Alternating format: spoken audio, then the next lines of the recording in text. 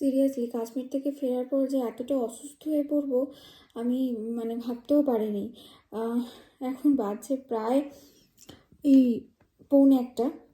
দেখছি আমি একটু সিরিয়াল, এই শ্রীময়ী সিরিয়ালটা দেখতে আমার ভীষণ ভালো লাগে। যখন সিরিয়ালটা হতো তখন তো আমি কোনো না কোনো কাজে ব্যস্ত থাকতাম, সেই কারণে হয়তো দেখতে পারতাম না। আমার সিরিয়াল টিরিয়াল দেখার এত ঝোঁকই নেই, তবুও যেন এই মাঝে মাঝে নিউজ ফিডে দেয়, তো ভালো লাগে দেখতে, খুব ভালো লাগে। একটা মানে ঘরোয়া গল্প। আর এখানে করছি আমি মেহেন্দি।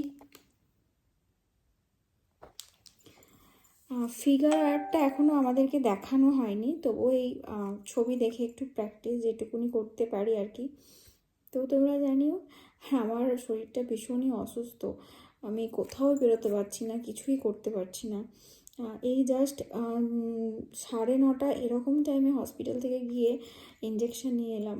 এত বুকে পেন হচ্ছিল কি বলবো, ঠিকঠাক নিঃশ্বাসও নিতে পারছি না। তো জানি আমি এতটা রাত জাগা আমার উচিত নয়, কারণ আমার এটা হ্যাবিট যে আমি একটু রাতের দিকে আমার নিজের পছন্দের কাজগুলো করতে আমি ভীষণ ভালোবাসি।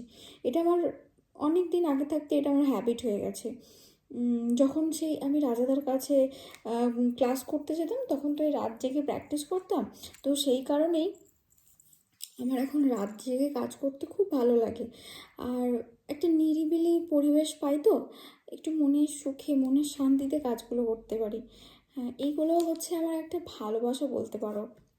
মানে এইগুলো আমি যদি না করি, আমার যেন মনে হয় যে আমি কি করছি, সারাদিন তো এই কাজই করছি।